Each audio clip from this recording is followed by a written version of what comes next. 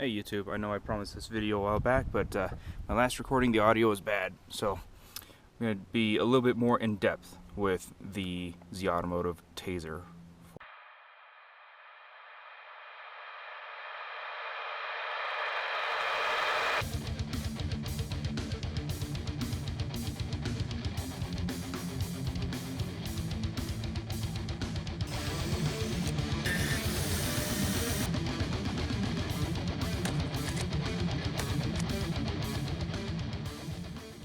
For the 2014 Dodge Charger.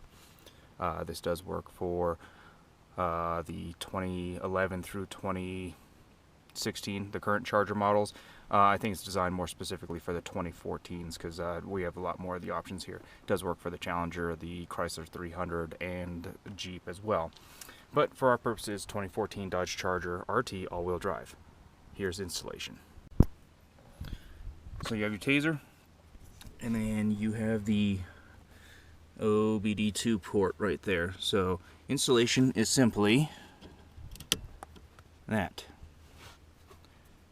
That stays in there. Installation is done.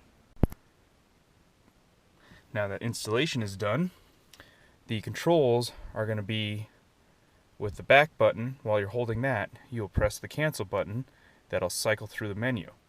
When you get to a menu you want to activate or interface with, you will hold the back button and click the on-off button, and that will let you toggle the options on and off. So, right now to begin with, put the car in run by just pressing your start-stop button twice. Puts you in run. The engine is not running. Right now I do have my SRT menus and pages turned off just for purposes of showing you how to turn this on. So everything is factory right now. So here I will press the back button. That'll get us to the main EVIC screen here. You want to make sure it's all the way at the top where you can see your radio channel, because the menu will pop up right there above fuel economy. We will hold the back button, press cancel. I ask you if you want to turn on the light show. We're not looking for that right now. Hold down the back button, press cancel again. Clear the check engine lights. Sport shift. So I did not get my car with the 5-speed sport shifter, sport mode. So here I want to turn this on. So I will hold the back button and press the on-off button. It turns it on, and it's basically restarting the computer in the center console and in the radio, what have you. Okay. So this started, and in my controls, I have sport mode turned on now. I did not have that before. Going back to our menus here, I will hold the back button, press cancel. I have the 5-speed, so I don't need to turn this on. This 8-speed is for the SEs that have the 8-speed manual transmission and the newer Chargers that have the 8-speed transmission. And I'm sorry, 8-speed automatic transmission, not manual. So here's the SRT menus. This will turn on the SRTs in the EVIC right here. So I'll press back and the on-off.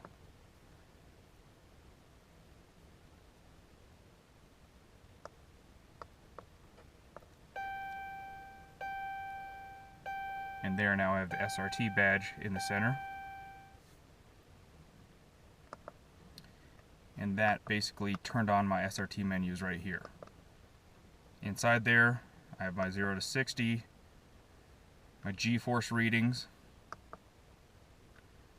instant, so current G-force ratings. So if I rock around in the car here, there you go, you can see the G-force rocking. And 1/8 mile and 1/4 mile.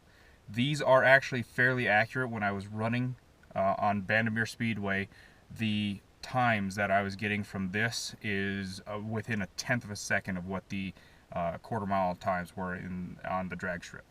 So if you actually do a 0 to 60 and you stop at 60 and you haven't hit a 1/4 mile yet, it'll give you an estimate of what it thinks you'll run if you continue on to 1/4 miles. But if you continue all the way through a quarter mile at full acceleration, it'll actually give you a more accurate time. I am not condoning this on the streets or anything like that. Take it to the track, but do with it what you will. Let's see. Braking distance, so you can do a 0 to 60, 60 to 0, or whatever. So you can accelerate all the way to 60, get off the gas, and hit the brake, and it'll tell you how far you went before you went from whatever speed you were going to a complete stop. And then back to your 0 to 60. So we have the SRT menu in there now. We just need the performance pages in the center radio display. So what'll happen, it'll put it in right there where that settings option is. You're gonna hold down back, press cancel. So there's performance set, so that's your performance pages. So I will hold back, press the on off. I turned on the performance pages, it is on. You will see that it is not on here. So with some cars, majority of them, what you have to do is then turn the car off, have the keys in your pocket, get out of the car, and wait about 30 to 60 seconds. Through the magic of video, it'll be there right now. I'm not going to make you wait for it. So ready? Okay, so it's been 60 seconds. Come back into the car here. Cluster and everything is turned back on. Put it back into run mode. SRT up there, which we had before when that restarted. Go to accept. And now down here where it used to say settings, we have SRT and more. SRT pops up. You can go in there and there's your SRT pages. Sport mode you can turn on and off, which actually does work there. Sport mode turned on there. You can turn it off. Sport mode turns off. Let's see if it kept any of my timers. It did not keep any of my timers. At the track, I ran a 15:01. If you watch my Vandermeer Speedway video, you'll see that this was reading 15.1 at the time. My absolute best in this car was 14.3 in the quarter mile. I don't want to hear how slow the car is. I am in Colorado. We are at about 6,000 feet of elevation for a naturally aspirated engine that is actually really well. So, it did not keep my regular times because it's given me a quarter mile of 0. G-force, your gauges for your oil temperature, your pressure, your battery voltage, more gauges. I kind of like this. I like seeing all the numbers and everything like that. It's kind of a fun one. This one will tell you what gear you're in, how much horsepower you're producing, foot-pound torque, and the oil PSI. It'll put out the power and everything right here. Handling, you turn your wheel, you'll see the steering degrees is changing, and then your peak G-forces. Oopsie, sorry about that. Peak G-forces and current G-forces here. In your options, you can change your background, your vehicle color, and all that stuff. So those are your SRT pages there. So, going back to this, again, we're at the top. We press back, press cancel. So, I don't have a paddle shifter on this car. Again, I didn't get the sport package. I was just kind of looking for an RT all-wheel drive. If I wanted to, I could go and buy a steering wheel that had paddle shifters on it, or go to a scrapyard and remove a steering wheel with paddle shifters on it from another Charger. I can put it in here, and then I can turn on the paddle shifters. You have to be able to turn on the paddle shifters in order for that option to work. Otherwise, you know, if you go and buy the steering wheel and put it in there, the computer's not going to know that the paddle shifters are in there and they won't work. Here is the option for you to be able to turn that on. This is the camera for the backup camera. So if your car doesn't have the backup camera and you buy it aftermarket, here you can enable the camera so it works. So daytime running lights, basically the drop is basically if you have your daytime running lights turned on, you turn on your turn signal, like if you're making a left-hand turn, it actually turns off the left daytime running light. if you want to turn off the daytime running light drop, your lights will stay on even when you turn on your signal. I think it's kind of dumb to have them stay on if you use them because it makes it harder to see your turn signal. Up to you. Fog lights, if you install fog lights after the fact, here you can enable them, that way they work in your car.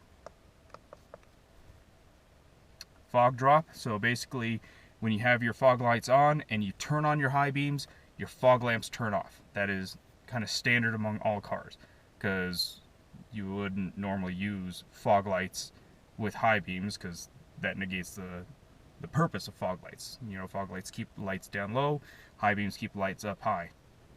But in the event that you wanted to drive around with your high beams on and your fog lights on, you can do that by turning off the fog drop.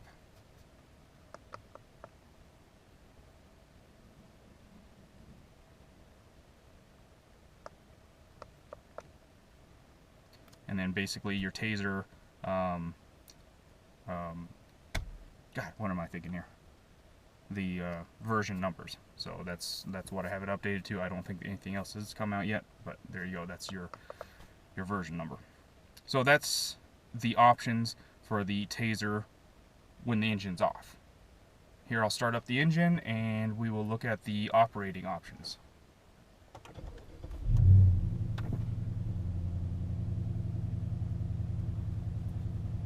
So we can go over here to the performance pages.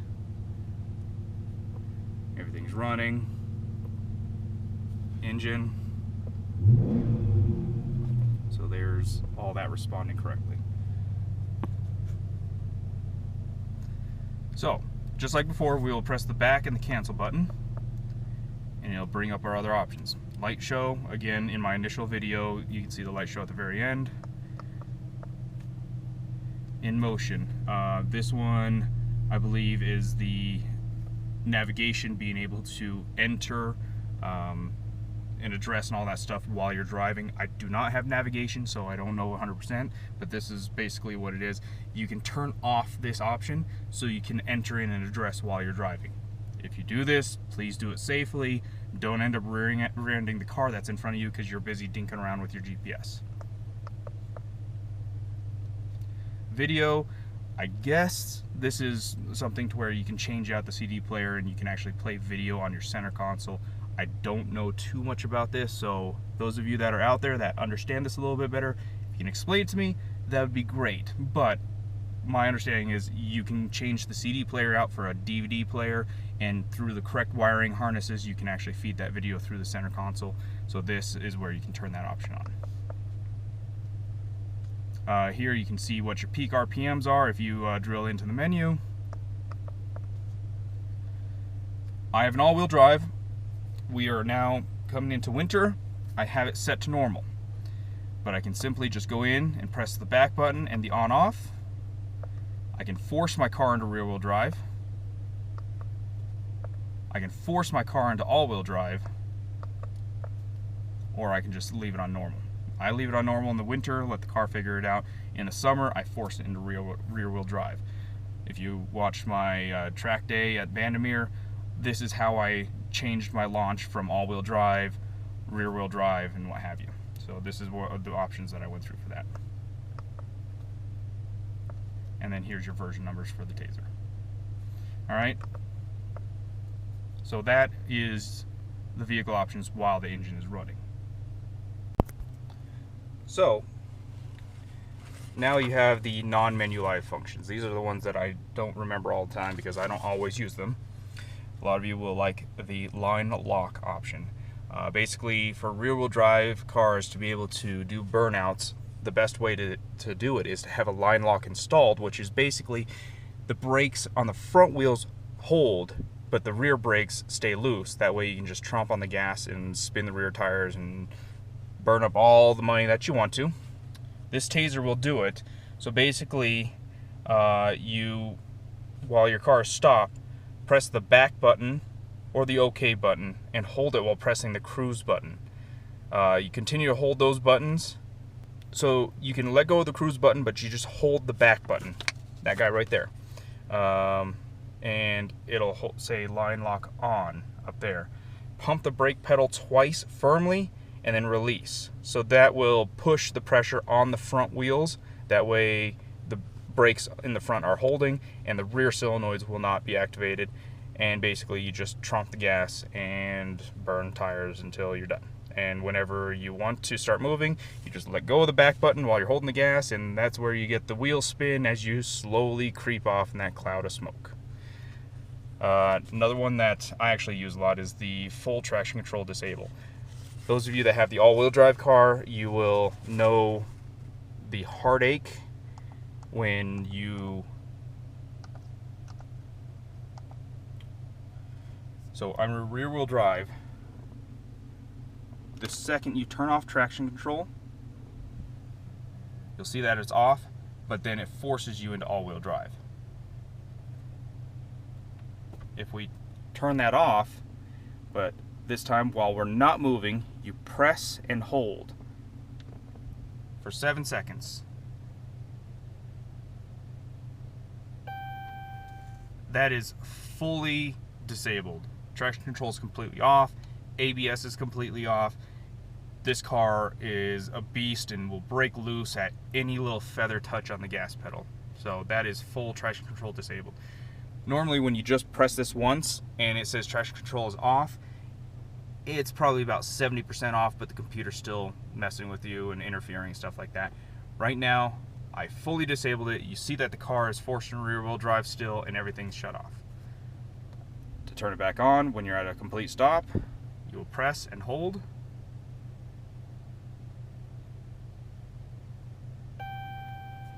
It chimes, and then everything will come back.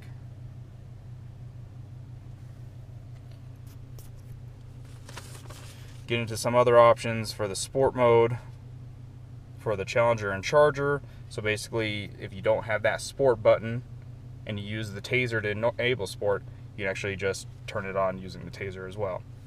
The light show from the key fob, again, I showed you guys that already. And then just all these other options. You guys can go to the Tazer website to see all this stuff for these.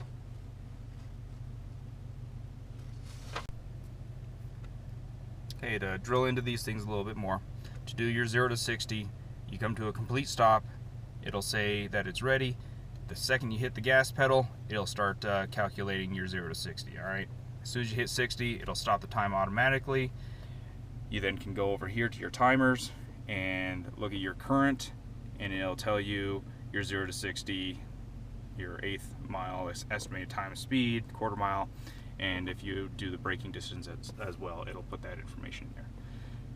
This performance pages stuff here and the SRT menu up here, you can unlock them using the Tazer, and if you take the Tazer out, these stay in the car. So if you got buddies that you want to be able to unlock them for, if you want to charge people like $40 to unlock these menus, you can do so. Also, the sport mode will stay in when the Tazer is removed as well. The other options like the line lock, the light show, the forcing rear-wheel drive, forcing all-wheel drive, all those ones require the Tazer to be installed. So somebody asked me, does this work with the Diablo tuner?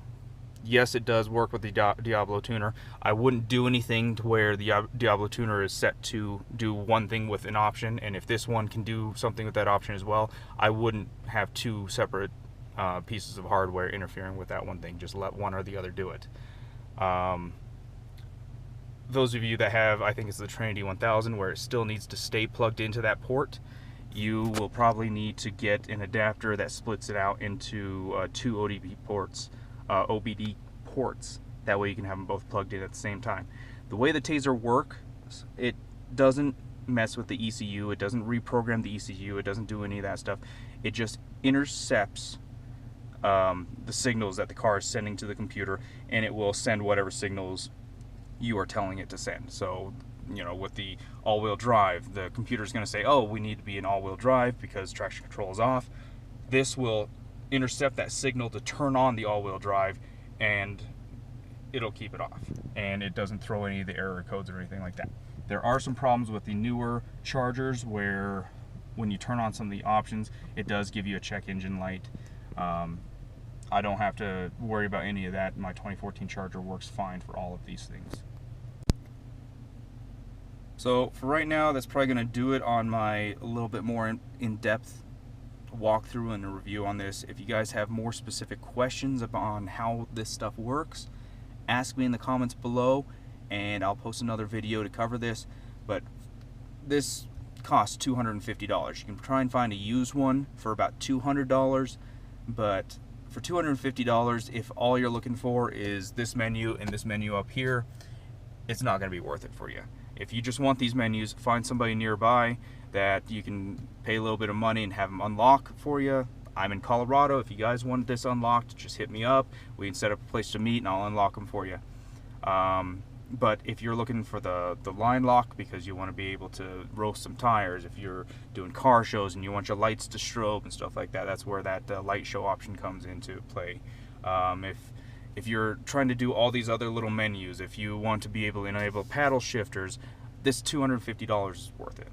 But you got to weigh your options here on how much money you're getting for just interface things. This doesn't do anything to increase horsepower or speed or anything like that. Sport mode just changes your shift points. It does work when my car doesn't have this installed. I got that option turned on here. It does change my shift points, but it's not like I'm shaving any time off the quarter mile. It just makes the transmission a bit more responsive and keeps you in those higher RPMs. So when you're cruising around up in the mountains and doing some twisties and stuff like that, it makes it a little bit more fun. But there you go, guys. Just let me know if you got some questions here and I will answer them to the best of my ability. Thanks for tuning in, and sorry this video took so long.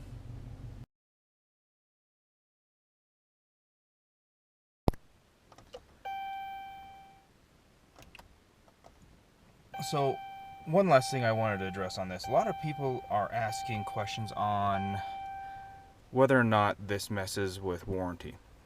Now, for me, anytime my car goes back to the dealership for service, I remove all of this. It, as you saw, it only takes a few minutes. I just had a major warranty service. Let me rephrase that. I just had a warranty service, major for my car, because this is the first real problem I had.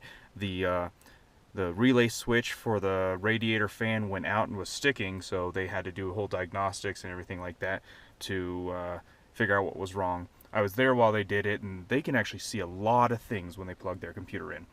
They couldn't tell that any of this was done or anything like that. Didn't mess with my warranty or anything.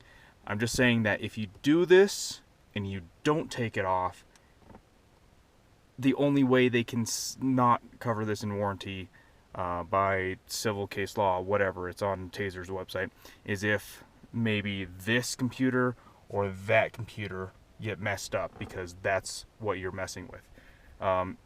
It would be even hard to argue that the ECU is messed up with this. But as always, you have a potential situation where they could void a warranty, but me owning the Tazer chip itself, I can take this stuff off and it has not been an issue. But I know that's a question that a lot of people had. I don't have a problem with it, but again, at your own risk. I don't endorse this company or anything like that. I just have their product and I'm just giving just my opinion on how it works.